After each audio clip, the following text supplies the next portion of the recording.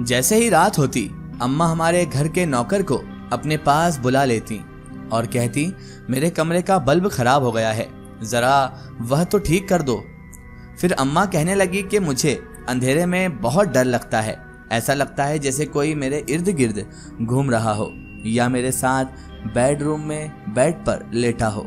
वसीम हमारे घर का नौकर था और वह बचपन से हमारे घर में काम करता था और रहता भी हमारे घर में ही था।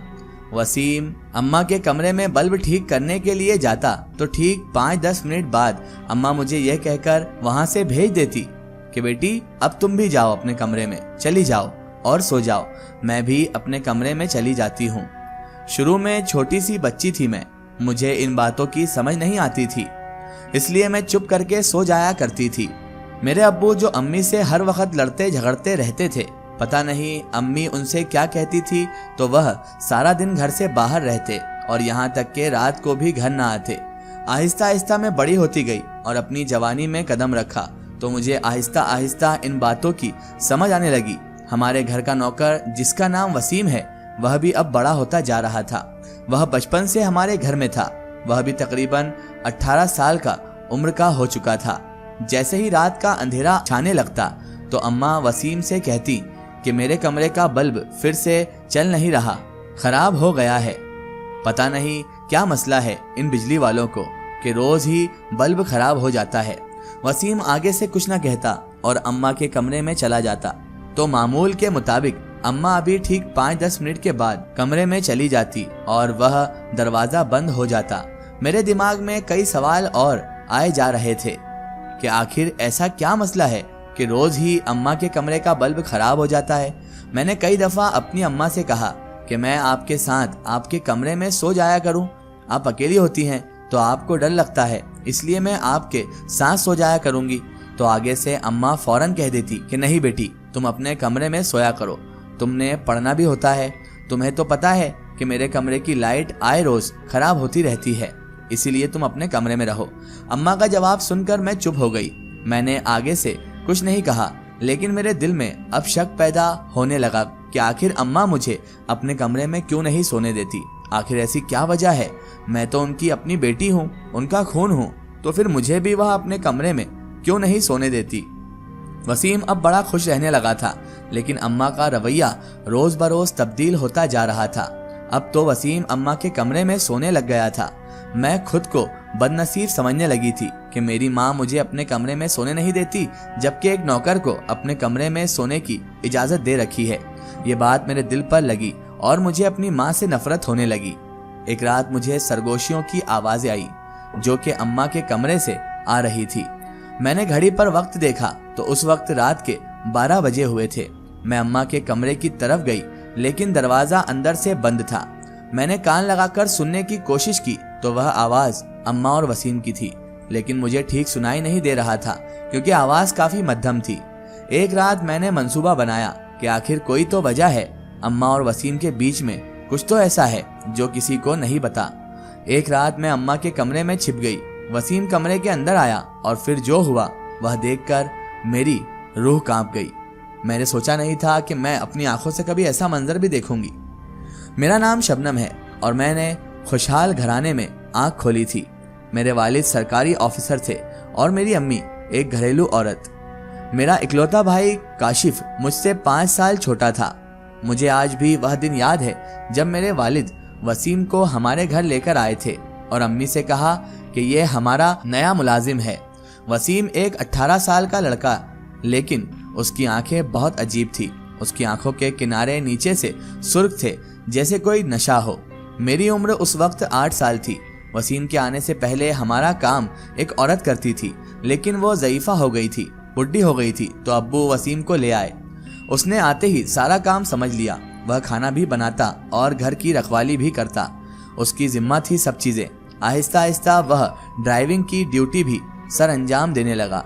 लेकिन फिर मुझे घर में कुछ अजीब तब्दीलियां महसूस होने लगी। अपने घर में कभी पहले मुझे ऐसी तब्दीलियां, ऐसे बदलाव महसूस ना होते थे। मैं बच्ची थी और बच्चे बहुत जल्द माहौल को तब्दीली महसूस कर लेते हैं। वह अब्बू पर ज्यादा गुस्सा होने लगी थी और अब वह अम्मी से बेजार। अजीब खींचा खींचा सा माहौल था। मैं किचन में जाती और वसीम को तंग करती। बस ये मुझे डांट कर वहां से भगा देता कि किचन में तुम्हारा कोई काम नहीं है। मैं उससे कहती कि मुझे खाना बनाना है।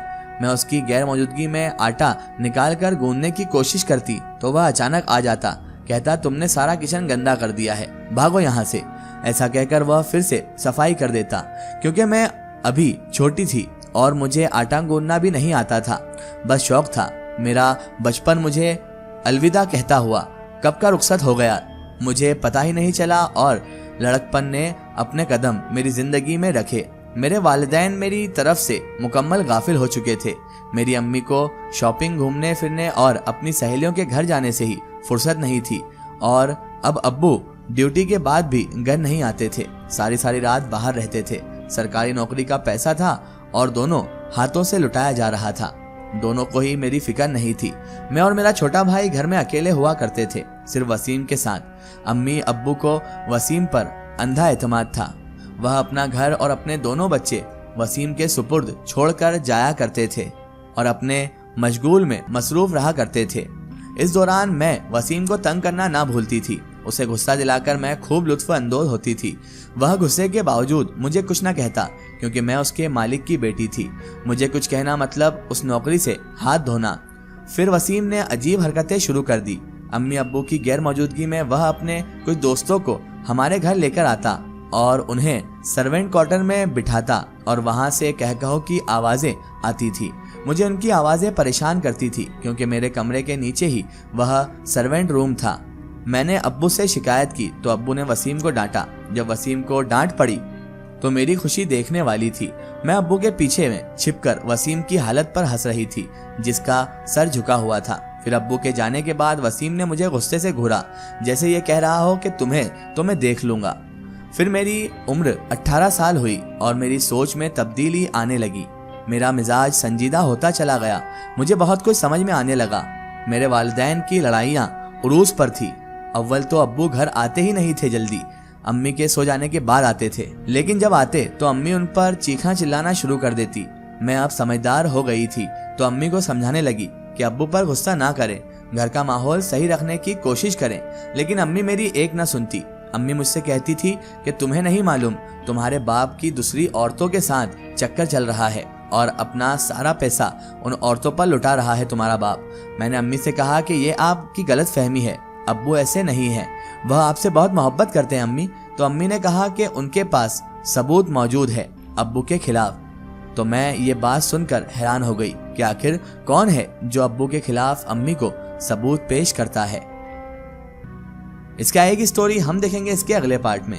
दोस्तों, अगर आप भी अपनी जिंदगी की कोई सच्ची कहानी या सच्ची घटना हमारे चैनल से शेयर करवाना चाहते हैं और आप चाहते हैं कि आपकी स्टोरी भी माई स्टोरी बुक चैनल से शेयर हो, तो आप हमें हमारे फेसबुक पेज पर कांटेक्ट कर सकते हैं और अपनी स्टोरी वहां पर हमें बता सकते हैं।